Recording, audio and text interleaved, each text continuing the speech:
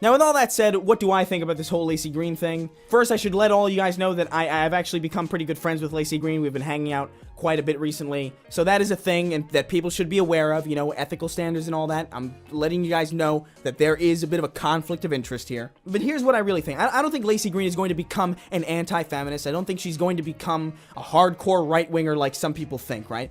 All I think is that she's open to a discussion now, and that's a good thing. That's a positive thing that we should all be pretty happy about. And to all the people on the social justice warrior side who are worried, right, that who are so concerned that, oh, Laci's jumping ship, she's going to turn on us. Let me tell you something. If there's anything on this earth that is going to convince Laci Green to abandon all you guys and jump ship with us, right, and to join our whole whatever the fuck we got going on, it's not going to be people like me who convince her to do that. It's not going to be people like Vernaculus or Steven Crowder or Milo Yiannopoulos or Blair White. It's not going to be any of us that convinces her to jump ship. It's going to be you guys. It's going to be people like Peter Coffin and fucking Steve Shives and Kevin Logan condescendingly telling her that, oh, you know, she's clearly not smart enough to make these decisions. She's clueless. I saw that in a lot of comments on channels like Kevin Logan's. The fact that your whole side is flipping a shit over the fact that she just decided to talk with people like me and talk with people who disagreed with her,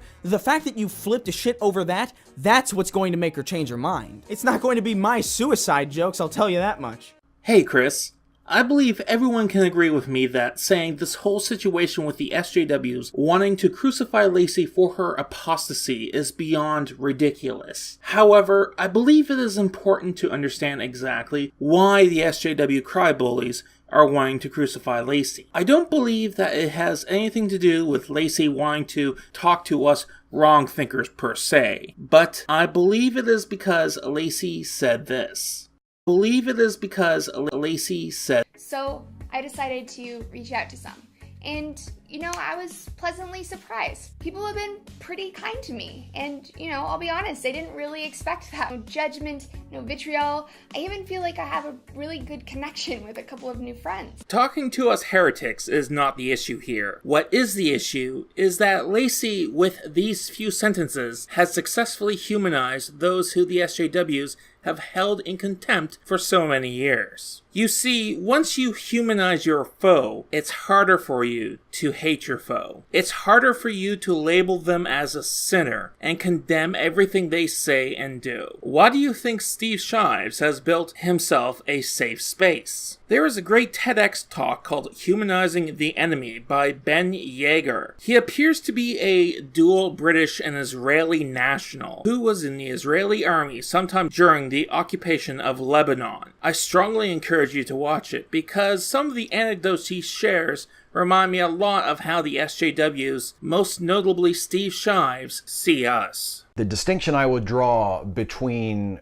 what Kevin or Christy or Mike Rowlands or Demotivator or other people do and what Laci Green is doing is that even though Kevin and Christy and company will talk to those people and will go on their hangouts and will even occasionally host hangouts on their own channels for some of those people, they never, and they are polite to them. You know, they treat them like guests, or they act as guests when they're on their channels, and they try to make it as civil as possible.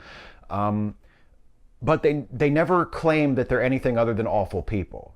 And they never make excuses for them. And I understand what you're saying, that even engaging with them, even interacting with them at all is an act of legitimization and has the effect of making these people look like they're reasonable or that they ought to be spoken to with respect or whatever. And I completely get that. But what Laci Green is doing is basically denying that these are bad people. I've never seen Kevin or Christy or any of the other folks that you're probably talking about deny that these are bad people, or deny that they're dangerous, deny that they're harmful.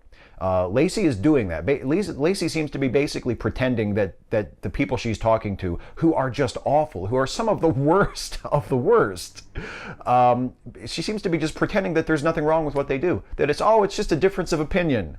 You know, being a member of a hate group is just a difference of opinion, and we just need to build bridges, and we'll reach a better understanding, and then everybody will get along. That's all this is. It's just disagreement.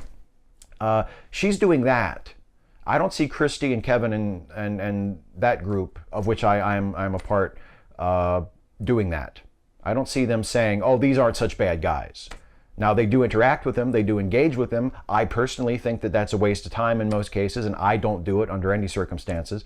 But I do think that there is very definitely a distinction between what Laci Green is doing and what Christy and Kevin, etc., are doing. But that's just me, and I think you probably disagree, Umar. But on a personal level, as far as my own conduct, I am completely in agreement with you.